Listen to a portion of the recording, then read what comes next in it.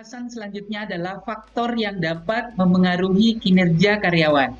Tujuan pembahasan ini adalah untuk mengetahui faktor apa saja yang mempengaruhi kinerja karyawan. Yang kedua, mampu mengimplementasikan sejumlah faktor yang dapat meningkatkan kinerja karyawan. Baik, yang pertama adalah kinerja individu dipengaruhi oleh sebuah kompetensi atau pengetahuan ataupun skill.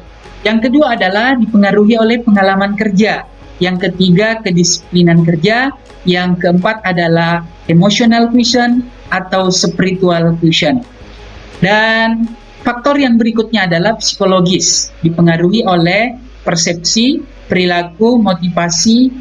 Yang keempat adalah kepuasan kerja. Selanjutnya, organisasi, leadership, komitmen organisasi, budaya, penghargaan, struktur kerja, desain kerja, kesempatan, manajemen karir. Yang ke-9 kompensasi, yang ke-10 lingkungan kerja, yang ke-10 adalah lingkungan kerja, dan ke-11 adalah fasilitas. Nah, ketiga hal ini merupakan bagian dari faktor-faktor yang mempengaruhi kinerja karyawan. Selanjutnya, kita bisa melihat betapa besarnya dampak atau pengaruh budaya. Ternyata, orang Nigeria itu sedikit bicara namun sedikit bekerja. Sementara orang India banyak bicara, sedikit kerja. Kalau orang Amerika banyak bicara, banyak bekerja, sementara orang Cina sedikit bicara, banyak bekerja. Lalu ada yang bertanya, kalau Indonesia masuk di bagian mana, Gus?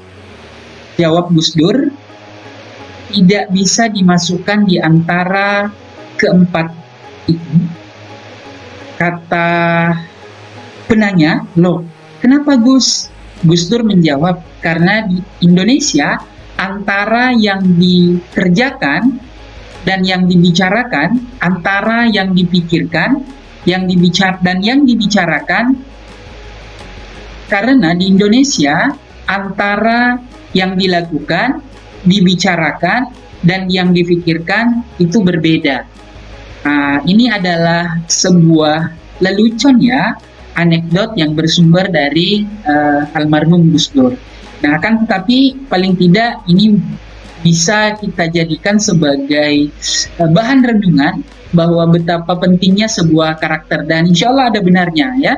Kita lihat dari beberapa negara ya, Cina saat ini cukup berkembang ya, cukup maju, termasuk di Amerika. Jadi orang Amerika banyak bicara tapi banyak bicara kan tetapi juga banyak bekerja. Sementara di Cina sedikit bicaranya namun banyak bekerja. Baik, ini bisa kita kembangkan. Semoga materi ini memberi manfaat dan kita jumpa lagi pada bahasan berikutnya.